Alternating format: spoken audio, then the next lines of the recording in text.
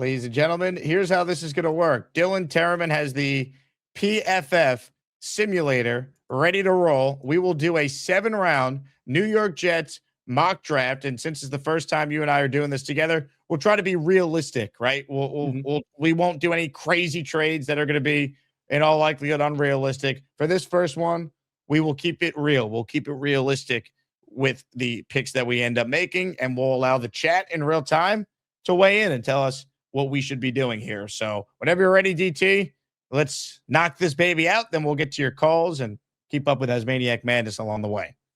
Yeah, real quick. JD Surf City says, no, not PFF. The only reason we are using PFF's mock is because we are still paying homage to Trevor Sikkema.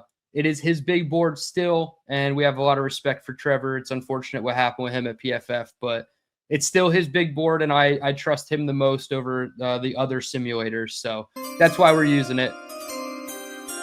Get your mock on, baby. Oh, yeah. For those tuning in, Brees Hall sign helmet at the end of the show. Here we go. Mendoza's off the board. DT, I think you and I would take Arvell Reese here. Is this correct? Yeah, I think this is the easiest one. I do see 4 trades. And it's funny because Dallas is the first one to trade with, and I wanted to see if they would be included in this because there is a lot of smoke about Dallas wanting to come up for a blue chip defender. Supposedly, they really love David Bailey. I don't know. Maybe I'll throw this to you. Would you trade down to 12 and sit at 12? Let's just say hypothetically they give us 20 overall. You have 12. Let's see what the offer is. Okay, let's see. They don't offer, so we would have to create the offer ourselves. Unfortunately, yeah, they give me 12 and 20. I'll make a deal with them. That's what I'm saying. If they gave us 12 and 20, and we swap picks in 2027, this says the trade is likely to be accepted. I would do this truthfully, and then have 12, 16, and 20, and then we'll trade back up and get Caleb Downs. Yeah, you figure out what you do from there. Obviously, we're not going to do it in this situation, but I would certainly entertain that. And maybe they would throw in 2027 instead of 20 overall. And then you have 4 first-round picks, and you have theirs and the Packers, regardless of how they finish next year. So it would be interesting. I don't know if I'd love it because I want a blue-chip defender. But, yeah, sticking and picking, I think it's very easily Arvell Reese here. Let's do it. Let's lock in Arvell Reese, and then the fascinating conversation will be at 16, who's the player? Who do we have left here? Are all the receivers gone? Did we get the run on receivers in this mock? Let's see. Tate at 9 was the first one to the Chiefs, which I like. Sadiq at 12 as the second pass catcher off the board. And then we have Mekhi Lemon at 14. So that would leave us Jordan Tyson or Omar Cooper Jr. here at 16. I think it's a no-brainer to take Tyson over Cooper. I guess the only other player I would consider is Vanga Ioane, the left guard from Penn State, just because I'm very much a component of let's finish out the offensive line. And if you have one too many talented players on the offensive line, that's a very good thing. And Josh Myers being my 6th man off the bench feels a lot safer than him being the starting center with like a day 3 pick as competition. So I would go Vanga or Jordan Tyson, but the lean would be Jordan Tyson in this one. The injury stuff scares me, but I guess we got to take him. We got to just hope the MetLife turf won't get the best of him. Yeah, and Connor Rogers said it. Over the last 2 years, he's had 2,000 yards, and you don't do that being unavailable for your team. So there is a component of like when he plays, he is highly, highly productive. So I like Jordan Tyson, and I think we're coming away with, 2 top 11 players for me. Jordan Tyson is people's wide receiver 1 on some big boards, Connor Rogers specifically. But yeah, I think that would be an A to an A+ haul of Reese and Tyson in the first round.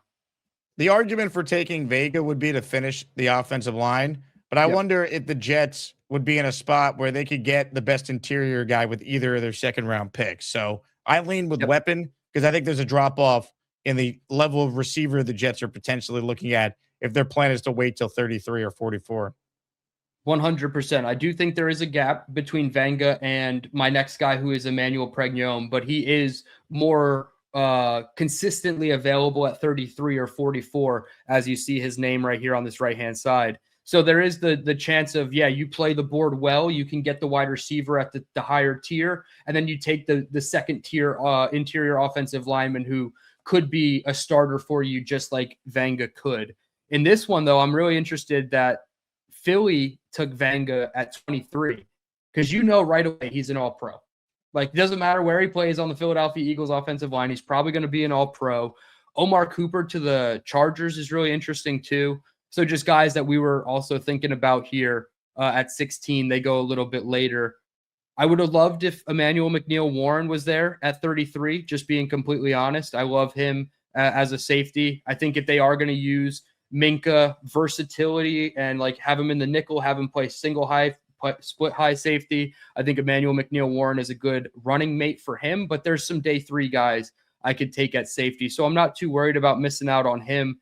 And then the more offensive tackles that go, I am just happier. Blake Miller, Caden Proctor, all those guys, I would prefer those guys push more players down the board to us at 33 because I think we are going to get a really strong talent here at 33. And I'm eyeing up 2 guys here specifically, Jake, Zion Young and Emmanuel Pregnon. So the theme is trenches. I'm still trying to build out the trenches. I think Arvell Reese and Zion Young are very different players, but they also come with such high upside in the run game where Zion Young makes a lot of sense to me. And then your front 7 is just absolutely loaded with 4 solid edge rushers, 3, maybe 4 off-ball linebacker types. And then you have a rotation of 3, maybe 4 defensive tackles as well that you feel good about. So I'm between Pregnon and Zion Young. Not sure if there's a guy you like here that's also available. I think I was going to say, to me, the conversation is double up on wide receiver, which I don't think they would do at 33. I think in the real world, I think you trade out. Did Simpson get drafted, by the way? Simpson did not. He is here. And I know we didn't talk about him at 16. I think everybody knows how I feel at this point. Yep. He's the dark horse at 16 to me. There's 21 players I can consider over Tai Simpson. 16 for sure. So I would understand if they didn't go that way. But at 33, you would have to consider this, right? I know you would even be on board. Yeah, I would. If they, so I personally wouldn't take him, but if they did take him, I'm not going to complain. I would be very, very upset if they took him at 16. I don't think that makes sense. But 33, I get it. Let's for this not take Simpson, and let's go with either Zion Young or Pregnon from Oregon and I lean with the offensive lineman because I just want to build up this team and get set for 27 and be realistic about where they're at. So Emmanuel Pregnon, the more I read about him and heard your breakdown just there, I know Dom likes him a lot, reading his draft guide. I'd be good with that. Yeah, he did play a little bit of right guard in a pinch, right? 64 snaps. That was due to injury. But yeah, every time I watched Dante Moore, I came out every time more impressed with their left guard, Emmanuel Pregnon. So you miss out on Vanga, but you get Jordan Tyson. And I would rather Tyson and Pregnon than, Vanga and Denzel Boston. Like, if that's the pairing, I think I would prefer what we have here in Tyson and Pregnon. So I'm with you. I always lean offense as well when I'm torn between offense and defense. Look who made it to 44. Wow. I mean, what do you think the actual chances of this are? I know Trevor has him at player 42. I think Daniel Jeremiah has him somewhere around 37, 38. Do you think there's even a 1% chance he's here at 44? Or do you think the Cardinals at 34, there's a couple other teams in that range, even the Dolphins at 43 could have sniped us for him? Do you think there's a team in this range that might look to solidify him? Cleveland at 39 even? I would be shocked if he got all the way to 44, but you have to take him here if he makes it. And I like D'Angelo Pons. I like Jacob Rodriguez. You and I watched him at the Senior Bowl together. I would take Tai Simpson here, though. 44 is great value. Great value. 33, I would understand it. 44, it's like no harm, no foul if it doesn't work out. Yeah, I almost think Muji would come under scrutiny if he passed up on Tai Simpson 4 times and then he became middle, like average player, right? That's been my whole thing is if he's an average quarterback in his first 3 years, you got to take him. He's going to be an average quarterback for some team, right? So if you're getting that value all the way at 44, I'm 100% over Pons, over Rodriguez. There's corners and depth linebackers I could take later. And we already have Arvell Reese there as a fallback off-ball linebacker. So the pick is Tai Simpson then, right? Let it rip. Ty is a Hell yeah. Jet, and this is what they'll be playing draft night when the New York Jets draft Tai Simpson, 44th overall. Dylan, Jets, Jets. I'm in. I'm sold. I mean, I started with him as my quarterback 3 behind Fernando and Dante Moore. He obviously finishes as my quarterback 2. I think if Dante was in this class, I would probably take Dante at 2 and not look back. But that's not how the board falls. That's not how the declarations went. And Tai Simpson is not a consolation prize. I think he is a very good, smart quarterback who's going to, do well in the NFL. He might not be a top 5 guy, maybe not an MVP caliber, but at 44, even if he's Tyler Shuck, I think we're all signing on for that. All right, Dylan. So we're not going to do any trades for this one. So we're just going to pick this one straight through. But here are the New York Jets after they had their 4 picks in the top 44 on the clock with the 103rd overall selection. Here we are in the 4th round. What stands out to you about who is available and where the Jets could be going? I would like to go back on the defensive side of the ball, and I wanted to see where Derek Moore, the edge from Michigan, got drafted. And I believe he was end of 2nd round, early 3rd round in this mock, because Jayshon Barham, the other edge for Michigan, is ranked higher on some big boards than Derek Moore, and some people like him a little bit better. So I was surprised to see him still here. I know he's player 102 on the board. 6'3", 243. He's only 22 years old. I think he's a solid contributor for your front 7. A lot of people like Zakee Wheatley, the safety out of Penn State. There's a lot of Penn State defensive players, whether it's this year or next year, that I like in this draft.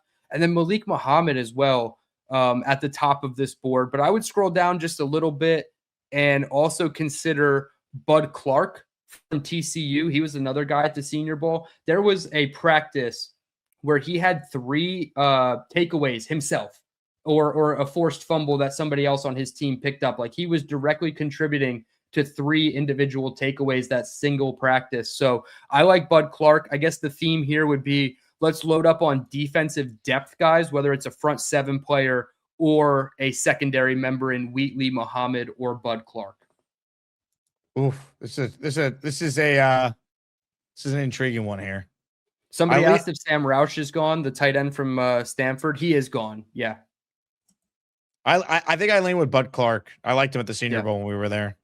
Yeah. He's a player to me that, yes, he's a little bit older. I believe he's already 23, almost 24. He's been in college for so long. I believe he was still one of like those COVID kids who was in college during COVID. So he's been around the block. He's seen almost everything from like a coverage perspective on defense, or from an offensive concept standpoint. So I think that's somebody where Aaron Glenn would lean on and say, hey, you're a rookie, but you're also coming in with a ton of experience. So you might be a step or 2 ahead of some of the guys, similarly to Malachi Moore, right? He was playing in Alabama's system for 3 or 4 seasons after Brian Branch left. So I definitely like Bud Clark here a lot. Bud Clark. Is that the pick, Dylan? Should we lock it in? It's got to be. It's got to be. I like him more than a depth corner. He's going to play a little bit earlier than a Malik Muhammad would. And I think that you need more safety help. Andre Cisco doesn't move the needle for me. Obviously, they want to be a little versatile with Minka, perhaps. And Malachi Moore in year 2, I think he still has some room to grow. So the safety room doesn't, it's not screaming, oh my gosh, we're set. And if you're going to entertain it in like the 1st round, even, I know some people like Dylan Tereman at 16. We got to get a safety in here somewhere, and I think the 4th round makes sense. Bud Clark could play right away. I bet you he's a starter by the end of the year. Yeah, I wouldn't mind that at all, right? Especially in big nickel sets. If they're going to have Minka come down and be the nickel defender, and then they have Malachi and Bud Clark playing on the back end, I like that. I like that a lot. Let it rip. Bud Clark, you are a New York Jet. Hell yeah. All right, now we got the comp 4th pick. This is DJ Reed going to the Detroit Lions. This is the comp pick for that one. Show our pick so far, just so for those just tuning in. Here's what we've done, Jet fans. We've done a no trade mock just to keep it simple for the first time. Dylan and I have messed around with one of these. Arvell Reese, Jordan Tyson, Emmanuel Pregnon. Is it Pregnon? I thought it was Pregnon, but it's Pregnon. I guess we're going with. I think was that French. It might have that little French twist to it. And does he eat snails? Tai Simpson and then Bud Clark. Tai Simpson being there 44. Unlikely, but again, quarterback's a different position. You're not going to burn a second round pick on a guy unless you see a future for him. So maybe he does start the slide and then take him at 44. No problem. All right, Asmaniacs, listen up for a second. No matter what you're watching, whether it's New York sports or any game you didn't plan on caring about, there's no better way to stay locked in than with PrizePicks. It's daily fantasy made simple. You're just picking more or less on player projections. That's it. No complicated lineups, no nonsense. Just you versus the numbers. And here's why I love it. Even if it's a game you normally wouldn't care about, once you got a lineup going, you're locked in. Every play matters, every drive matters, every at-bat matters. I've been mixing sports too. Maybe a little football, throwing some baseball, maybe some basketball, and now you've got action across the board all night, and PrizePicks makes it even better with features like early cash outs if your picks are hitting, the ability to mix multiple sports in one lineup, and you can even see what other people are playing and tail their picks. So if you haven't tried it yet, what are you doing? Download the PrizePicks app right now. Use code HMA. That's HMA, and you'll get $50 in lineups after you play your first $5 lineup. Again, it's HMA on PrizePicks. PrizePicks, where it always feels good to be right. All right, here we go. We're on the clock again. Second, fourth round pick, the comp pick we got from DJ Reed. I feel like at this point, best player available to me matters. I would love an offensive player, linebacker. I'd love a tight end that could catch. Can I interest you in Dalen Bentley, the tight end from Utah, 6'4", 260 pounds, really high receiving grade, 83.1. Plays in line, but he also plays the slot. According to his PFF alignment chart, 76 targets, 620 catches, 6 touchdowns. I think he gives you a relatively safe floor, but the advanced stat I'm circling here on the screen, 0 drops on 48 receptions, 76 targets. I think this is the guy. He's kind of a bit of a one-year guy, right? He's only had 8 targets in the first 2 seasons of his college career and then 76 targets last year. But I think you got to take a swing at tight end, and a guy who's 6'4", 260 pounds. He is old. He's 25. Another one of those older, been in the league, been in college a while type of guys. But when you look at the Jets draft last year, they drafted 2 really young guys at the top, and then they kind of went a little bit older with that lean towards experience, but can help right away type of guys. I'm good with it. I've not watched anything on him, so I leave this to you. Once we get to the fourth round pick, I defer to you. I like Nick Singleton too, but again, I'm not trying to stir up oh my gosh, what do we do with Breece Hall now that we have Nick Singleton in the fold? I like him and Katron Allen both from Penn State. I don't know if fourth round I'm ready to take a halfback, right? I think we gotta go somewhere else, and if we can get a tight end who's probably going to be your tight end too, in my opinion, attached to the line of scrimmage with Mason Taylor, I think Bentley would be a really good fit for that one. What about Jalen Kilgore? I see the chat seems to like him out of South Carolina, your neck of the woods. Yeah, Kilgore's fun. He's a bit versatile, right? He can play corner, but he can also play in the box or deep safety. He doesn't play a ton of deep safety. He's more of a slot guy, but he does play a little bit more of that strong safety role. Dom and I got to interview him at the Combine. He seems like he's going to be a good fit for a multiple defense. And I think that the Jets actually are going to want to play more safeties on the field, right? Big nickel situations with 3 true safeties on the field now that you have Minka.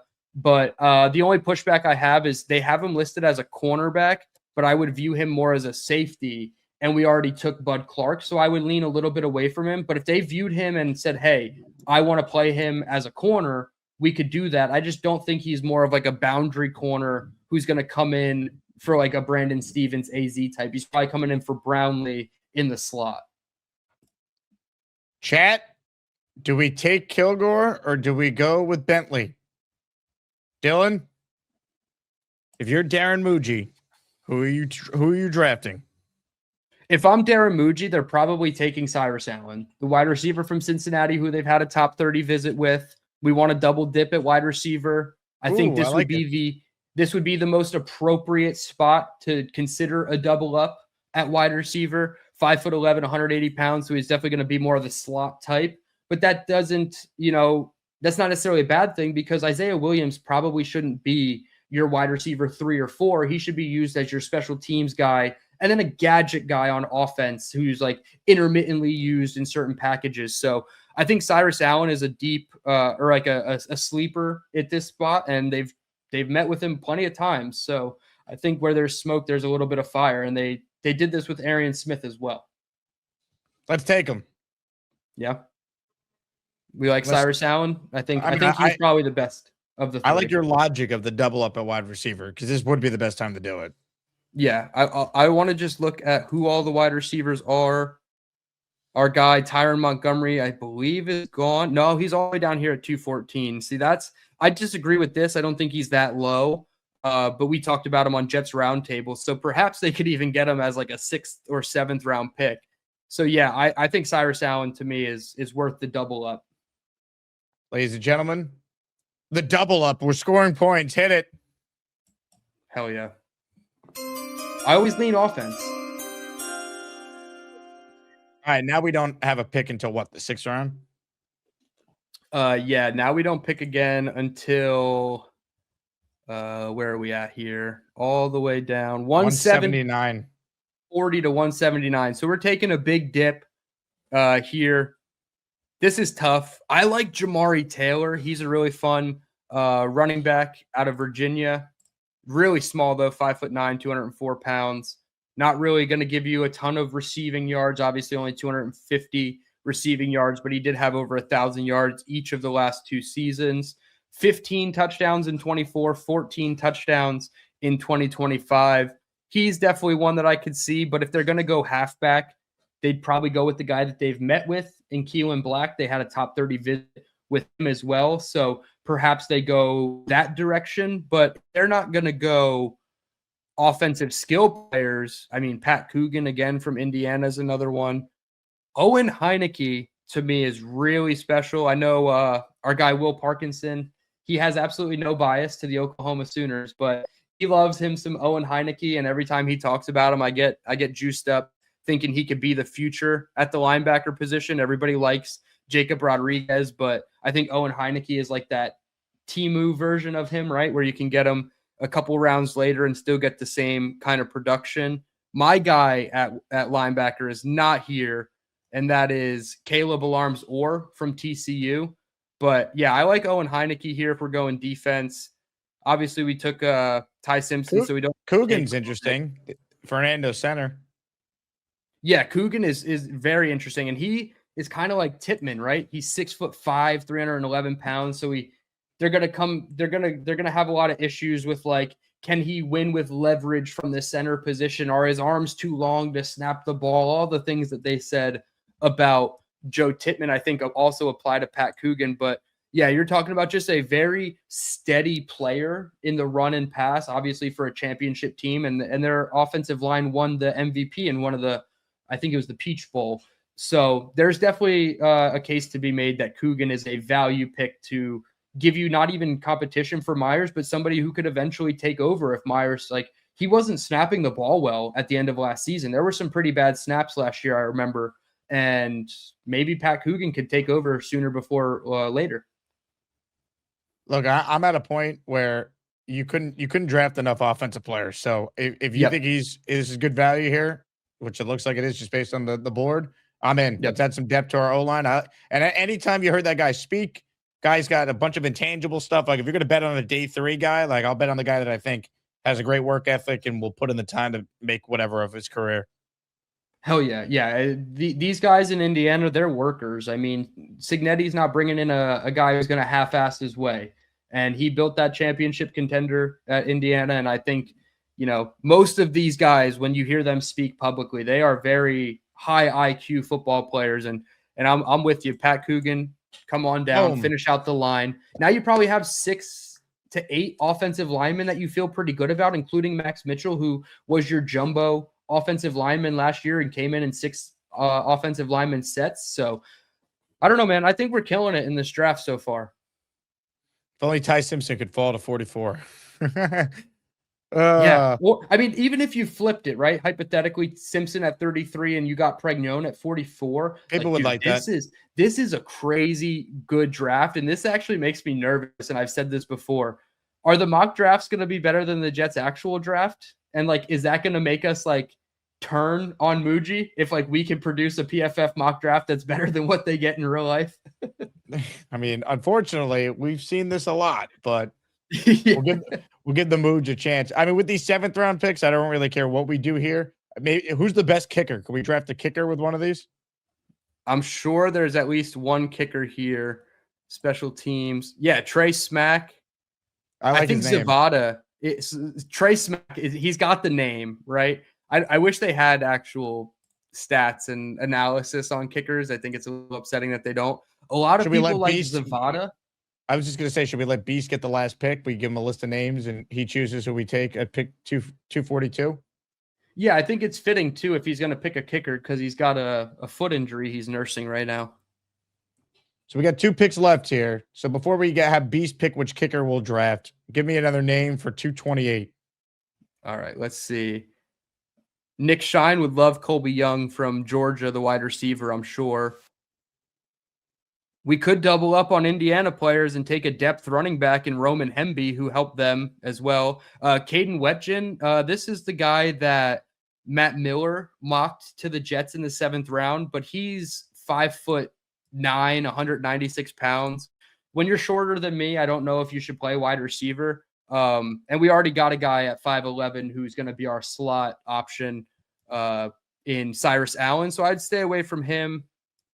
I wish there was a quarterback here for us to just like look at. I know Taylor Green is going to get maybe Cole Payton as well as another guy. I would probably stay away from him. I would go running back, Rasul Faison from South Carolina or Roman Hemby from Indiana. Hemby it is. Cool. Hemby it is. We want winners, Jake. We want winners, and that's what we're getting. Ladies and gentlemen, here to make the last pick in our mock draft is Beast Breaker 666. Beast. I just ate a nice big amount of wings today. Woo. Garlic Parmesan barbecue for my final choice. Let's get that one kicker from Oklahoma, Tate Sandal. Get him. And I also want one more person that I want, Jeremiah Love. Wait a second. I want Jeremiah Love for one couple reason. Things here. 1, shut up. 2, put on your light. We can't see you. And 3, what kicker did you just mention that went to Oklahoma? Tate Sandal.